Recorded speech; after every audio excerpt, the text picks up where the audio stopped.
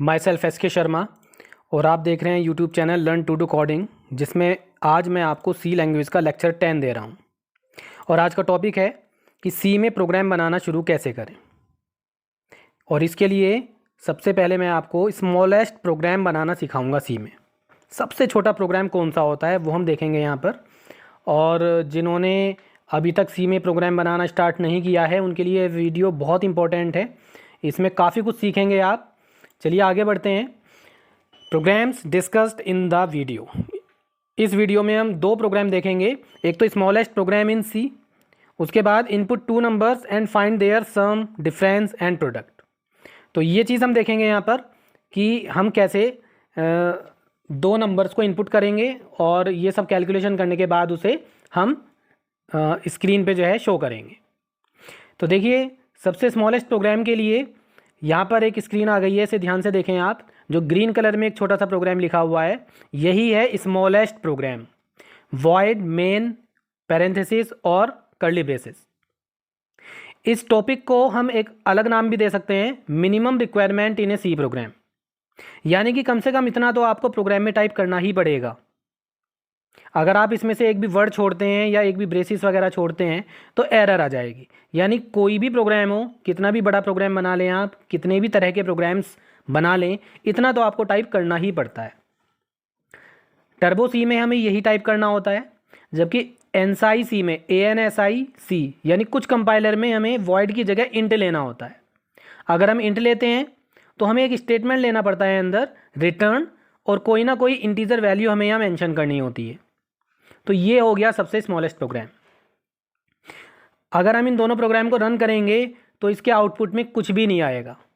आप सोच रहे होंगे ये कैसा प्रोग्राम है जिसके आउटपुट में कुछ नहीं आ रहा है। एक्चुअली इसलिए मैंने इस टॉपिक को एक नया नाम भी दिया है, minimum requirement in a C program. यानी कम से कम हमें इतना तो टाइप करना ही है। तो ये प्रोग्राम बड़ा अजीब सा लग रहा होगा आपको, लेकिन मैं आपको बताता हूँ। एक बार मेरा एक स्टूडेंट था, उसने CDAC में इंटरव्यू में उसके सामने यही क्वेश्चन था कि what is the smallest program in C. उन्होंने एक पेपर, इंटरव्यूई ने एक पेपर उन्हें दे दिया था, इंटरव्यूअर ने, और मेरे उस स्टूडेंट ने काफ़ी सोचा और उसके बाद यही छोटा सा प्रोग्राम लिखा था और इससे वो सेटिस्फाई हो गए थे। बाकी कैंडिडेट्स कोई कह रहा था कि 2 नंबर को ऐड कर दो, हेलो प्रिंट कर दो, ये सबसे छोटा प्रोग्राम है। लेकिन नहीं, CDAC के जो इंटरव्यूअर थे उनके लिए सबसे छोटा प्रोग्राम ये था। तो चलिए मैं इसे आपको रन करके भी दिखा देता हूँ, क्या वाकई में प्रोग्राम चल जाएगा। इस चीज़ को हम देख लेते हैं। तो इसके लिए हम चलते हैं टर्बो सी पर। तो देखिए मैंने पहले से ही टाइप कर रखा है void main, opening parenthesis, closing parenthesis और ब्रेसेस। तो मैं कंट्रोल F9 कर रहा हूँ। तो देखिए कोई एरर नहीं आ रही है, लेकिन आउटपुट विंडो भी नहीं आ रही है। इट मीन्स आउटपुट में कुछ भी नहीं आ रहा है, और कम से कम हमें इतना तो टाइप करना ही होगा। चलिए मैं ऐसा कर लेता हूँ, सपोज़ मैं ये ब्रेसेस छोड़ देता हूँ, कंट्रोल F9। तो देखिए 2 एरर आ गई। अगर एरर को पढ़ें, अनएक्सपेक्टेड ब्रेसेस और डिक्लेरेशन सिंटैक्स एरर, 2 एरर यहाँ पे आ रही हैं। सिंबल एक छोड़ रहे हैं, एरर 2 आ रही हैं। यानी कि हमें ब्रेसेस तो देना ही देना है। इसी तरह से बाकी जो भी चीज़ें हैं, जैसे कि पैरेंथेसिस है, ये भी मस्ट हैं। अगर इन्हें नहीं लगाओगे तो 3 एरर आ रही हैं यहाँ पे। Size of main is unknown और 0, declaration syntax error, size of main is unknown और 0, यानी कि टोटल 3 एरर्स हो गई। तो सिंपल सी बात है, इतना तो हमें टाइप करना ही करना है। और ये जो भी कुछ हमने टाइप किया हुआ है इसके बारे में मैंने पहले भी बताया था। यहाँ पर मेन एक फंक्शन है, पैरेंथेसिस आ गए हैं, इसी से पता लग रहा है कि ये एक फंक्शन है। इसके बाद सेमीकोलन नहीं है, इसका मतलब हम मेन फंक्शन की डेफिनेशन लिख रहे हैं, और इसकी डेफिनेशन जो है वो इन ब्रेसिस के बीच में आएगी। और वॉइड इसका रिटर्न टाइप है। अगर किसी वजह से आप वॉइड छोड़ते हैं तो देखिए अब कोई एरर तो नहीं आ रही है, लेकिन हाँ एक वार्निंग आ रही है। वार्निंग पढ़ लेते हैं। Function should return A value in function main. यानी सी का कंपाइलर हमें कह रहा है कि मेन का रिटर्न टाइप इंट है। याद कीजिए मैंने पिछली वीडियो में आपको बताया था, अगर कहीं पर हम कोई डेटा टाइप मेंशन नहीं करते हैं तो बाय डिफ़ॉल्ट इंट माना जाता है। तो यहाँ पे भी इसे इंट माना जा रहा है, इसलिए वो कह रहा है कि उसे कुछ ना कुछ वैल्यू रिटर्न करनी चाहिए। तो इसका सोल्यूशन ये है कि हम यहाँ पे लिखेंगे रिटर्न और कोई भी कुछ भी वैल्यू दे देते हैं, सपोज 0। तो देखिए अब वार्निंग आना बंद हो गया। कंट्रोल F9 किया तो भी कोई एरर नहीं आ रही है। क्यों? क्योंकि यहाँ पर बाय डिफ़ॉल्ट इंट मान लिया गया है। या फिर इंट आप लिख भी सकते हैं, यानी कि किसी फंक्शन का return type int, float, double, long कुछ भी हो सकता है। और अगर कोई वैल्यू रिटर्न नहीं करनी है तो आप वॉइड लेते हैं, तो वॉइड लेंगे तो रिटर्न 0 नहीं लेंगे। और इसी तरह से अगर इंट लेंगे तो यहाँ रिटर्न में एक इंट वैल्यू बतानी होगी, डबल लेंगे यहाँ पर तो एक डबल टाइप की वैल्यू बतानी होगी। तो यानी कि इसका वैल्यू का डेटा टाइप फंक्शन के रिटर्न टाइप से मैच करना चाहिए। तो कुछ कंपाइलर ऐसे होते हैं जैसे ANSIC, वहाँ पर मेन फंक्शन का रिटर्न टाइप वॉइड नहीं लिया जाता, एरर आती है, तो वहाँ इंट लिया जाता है। और अगर इंट लेते हैं तो हमें ये एक छोटा सा स्टेटमेंट यहाँ बढ़ाना पड़ता है। तो ये था सबसे स्मॉलेस्ट प्रोग्राम। चलिए अब हम 2 नंबर इनपुट करके और उनका सम, एडिशन, सब्ट्रैक्शन और प्रोडक्ट वगैरह कैलकुलेट करके देखते हैं। तो एक काम कर लेते हैं, यहाँ पर वापस मैं वॉइड ही ले लेता हूँ और इसे बनाते हैं।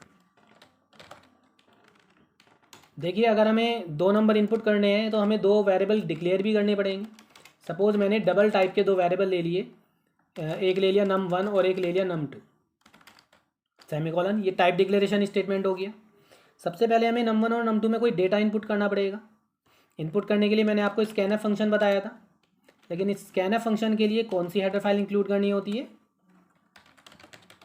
stdio.h इंक्लूड करनी होती है। अभी जब मैं स्मॉलेस्ट प्रोग्राम बता रहा था वहाँ पर मैंने ये हेडर फाइल इंक्लूड नहीं की थी, क्योंकि वहाँ मैंने प्रिंटफ या स्कैनफ भी तो यूज़ नहीं किए थे। तो यानी सीधी सी बात है, प्रिंटफ स्कैनफ फंक्शन यूज़ करोगे तो इस हेडर फाइल को इंक्लूड करोगे, नहीं तो इंक्लूड करने की ज़रूरत नहीं।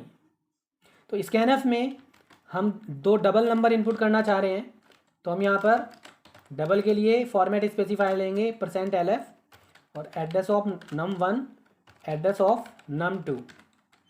ये तरीका है इनपुट करने का। चलो एक काम करते हैं, इस प्रोग्राम को हम सेव कर लेते हैं, रन करके देखते हैं। आउटपुट विंडो आ गई है, लेकिन कर्सर ब्लिंक कर रहा है, लेकिन कोई मैसेज नहीं आया है। मैसेज अपने आप कभी नहीं आता, हम कोई मैसेज दिखाएंगे कि एंटर 2 नंबर्स या enter first number, enter second number, तभी तो आएगा।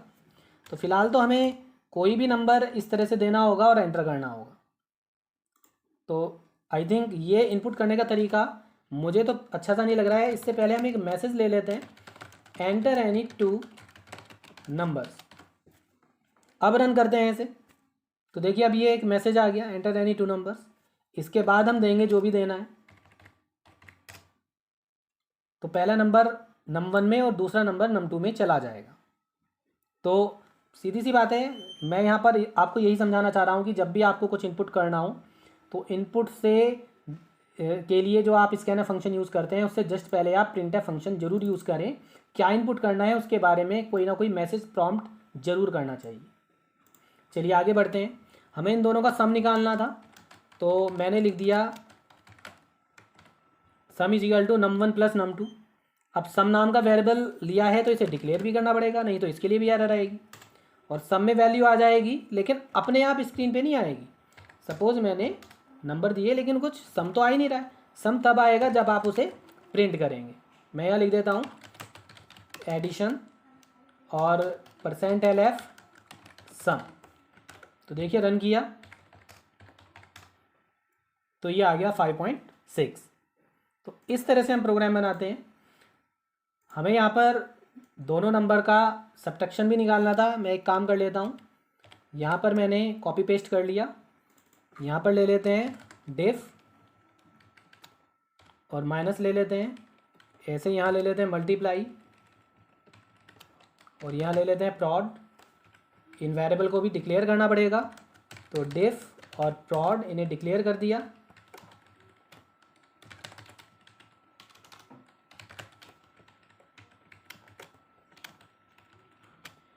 ये मैसेज भी ठीक कर लेते हैं, सब्ट्रैक्शन, और यहाँ ले लेते हैं प्रोडक्ट। तो प्रोग्राम में चेंज किया है तो एक बार सेव कर लेते हैं और कंट्रोल F9 से रन कर लेते हैं। सपोज़ मैंने ये 2 नंबर दिए हैं 12.3 और 3.6। तो देखिए एडिशन आ रहा है 15.9, सब्ट्रैक्शन 8.7 और प्रोडक्ट 44.28। लेकिन ये तो एक ही लाइन में आ रहे हैं, एक लाइन में थोड़ा अच्छा नहीं लग रहा है। तो इसका सोल्यूशन है कि आप यहाँ पर यूज़ कर लें /n, कंट्रोल F9। फिर से मैंने वही 2 नंबर लिए, तो देखिए एडिशन, सब्ट्रैक्शन, प्रोडक्ट तीनों अलग अलग लाइन में आ रहे हैं। तो ये आउटपुट देखने में ज़्यादा अच्छा लग रहा है। अगर आप और ज़्यादा फॉर्मेटिंग करना चाह रहे हैं तो कर सकते हैं। जैसे कि आप ये कॉलन देख रहे हैं, कॉलन को अगर आप चाहें तो ऊपर नीचे एक ही लाइन में अगर दिखाना चाहें तो दिखा सकते हैं। तो उसका तरीका एक ही है, कॉलन से जस्ट पहले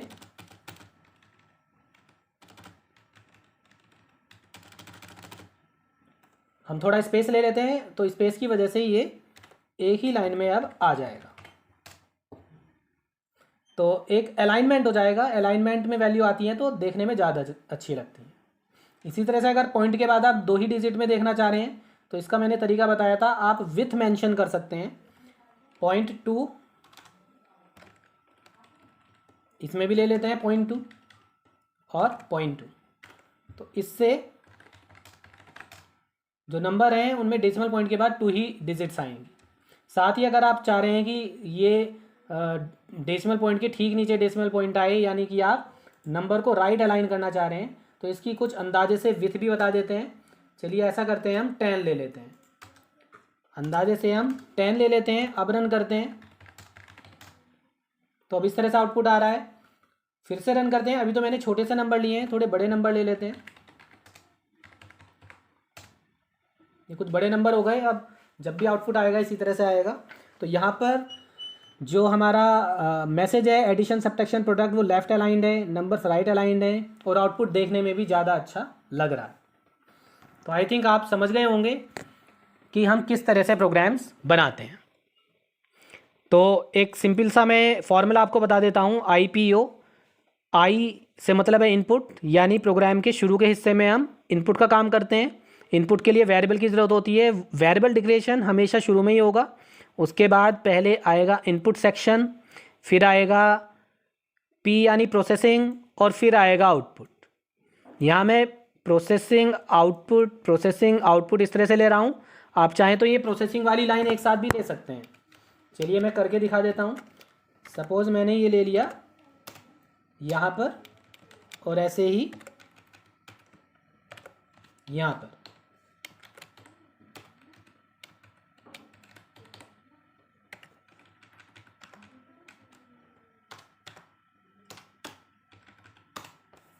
थोड़ा सा मैंने बीच बीच में ब्लैंक लाइन ले ली है, तो ब्लैंक लाइन आप ले सकते हैं प्रोग्राम में, कोई प्रॉब्लम नहीं है। एक बार मैंने बताया था C is a free form language, तो जितने चाहे स्पेस ले सकते हैं बीच में। तो देखिए ये वेरिएबल डिक्लेरेशंस हो गए, ये इनपुट सेक्शन हो गया और ये प्रोसेसिंग सेक्शन हो गया और उसके बाद ये आउटपुट सेक्शन हो गया जिसमें हम प्रिंटफ यूज़ करते हैं। तो हमेशा कोई भी प्रोग्राम हो उसमें यही 3 सीक्वेंस होते हैं, इनपुट, प्रोसेस एंड आउटपुट। तो इसका आप ध्यान रखिए। इसके साथ ही मैंने कंसेप्ट आपको बताया था कमेंट्स।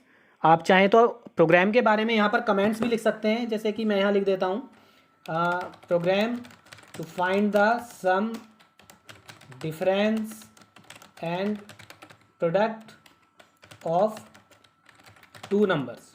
2 लाइन में कमेंट हो गई, तो आप मल्टी लाइन कमेंट ले सकते हैं। मल्टी लाइन कमेंट में स्लैश स्टार और स्टार स्लैश होता है।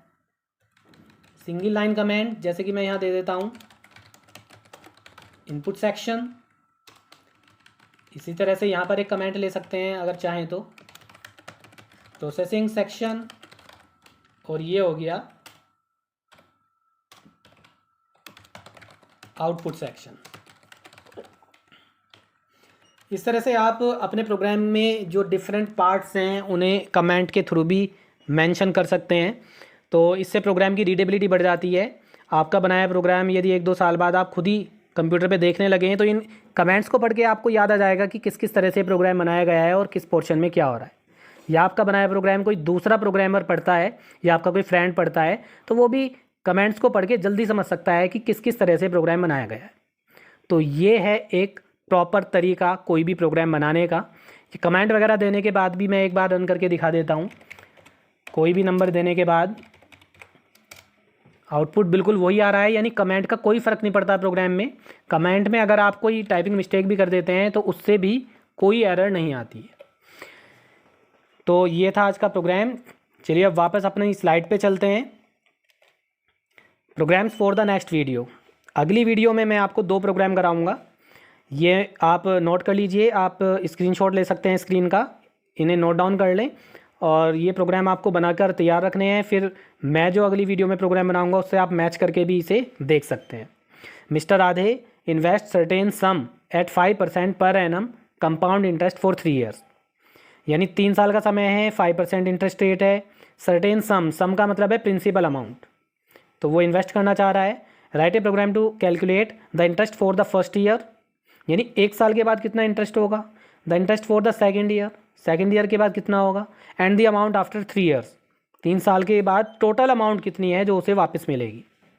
तो take sum as an input from the user, input केवल आपको सम करना है, बाकी रेट और टाइम तो दे ही रखा है 3 years.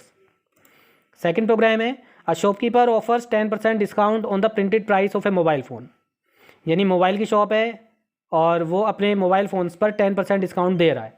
However a customer has to pay 6% GST on the remaining amount, यानी डिस्काउंट मिलने के बाद बाकी अमाउंट पर 6% GST देनी पड़ती है। तो write a program to calculate the amount to be paid by the customer, तो एक्चुअली कितनी अमाउंट पे करनी पड़ेगी कस्टमर को वो हमें यहाँ पर कैलकुलेट करके दिखाना है। Taking printed price as an input, input केवल एक ही चीज़ करनी है, printed price of the mobile phone, ये ही हमें इनपुट करना है। तो सिंपल प्रोग्राम है बिल्कुल। जितने टॉपिक अभी लेक्चर 10 तक मैं आपके साथ डिस्कस कर चुका हूँ उनसे रिलेटेड ही कंसेप्ट यहाँ पर इन दोनों प्रोग्राम में यूज़ होंगे। कोई एडवांस कंसेप्ट अभी आपको यूज़ नहीं करना है। तो इन दोनों प्रोग्राम को आप तैयार कीजिए, प्रैक्टिस कीजिए। तो ये था आज का वीडियो।